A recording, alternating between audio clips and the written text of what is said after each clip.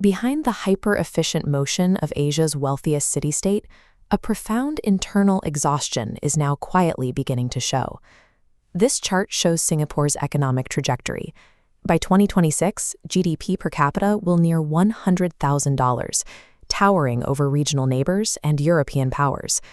This wealth flows from a system designed as a reliable, frictionless capital port that effectively eliminated public corruption. While this physical facade suggests a perfect utopian corporation, the social reality on the ground is starting to fracture. The nation is currently fighting a series of silent crises. Birth rates are at historic lows, middle-class citizens are migrating abroad, and childhood depression is surging. Traditional economic triggers like a global recession, a housing market crash, or armed conflict are notably absent from this decline. Today, Singapore is rapidly reaching the absolute maximum limit of human endurance within the highly engineered Singapore model itself. The formula of rapid, disciplined growth that saved the nation in the 20th century has become the exact mechanism cannibalizing its society today. In 1965, Singapore was expelled from Malaysia into a state of existential terror. The new nation had no natural resources, no water independence, and no domestic market to sustain itself. Survival dictated a radical solution. If the island had no land, its people would have to be engineered into its only tradable asset. The government built a corporate-style meritocracy designed to extract the highest possible bargaining value from every citizen in the global labor market. This produced a streaming system that begins in primary school, where children are sorted into academic tracks that largely determine their social and economic utility before they reach a double-digit age. This pressure created a cultural phenomenon known as kiasu, a pervasive fear of losing out or being left behind in a manufactured race for status.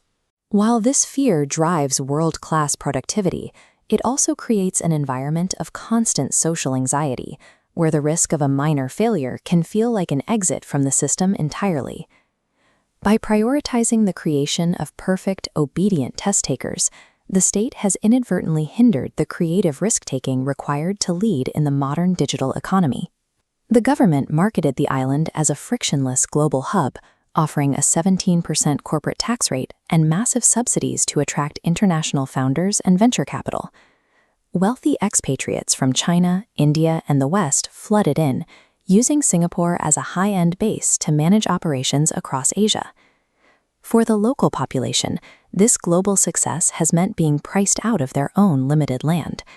As foreign capital pours in, property values skyrocket to levels that make basic homeownership an overwhelming stress for the younger generation.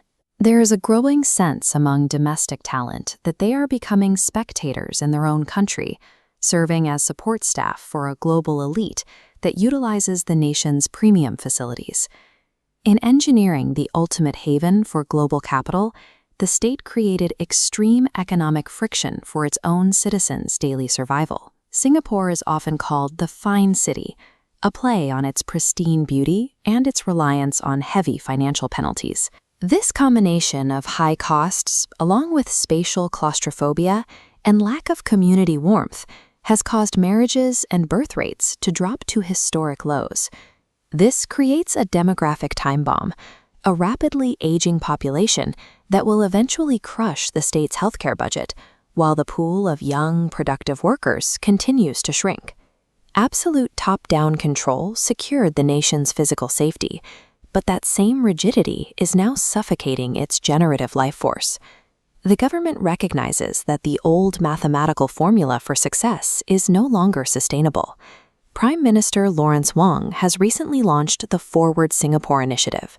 This represents an unprecedented pivot for the state, an official admission that GDP growth and material wealth can no longer be the only measures of a successful nation. Singapore has become a warning beacon for other developing nations that are currently chasing pure economic expansion at the expense of human livability. Extreme efficiency can pull a nation out of poverty in a single generation. But if the system leaves no room for rest, humanity, or the freedom to fail, society will inevitably collapse under its own wealth.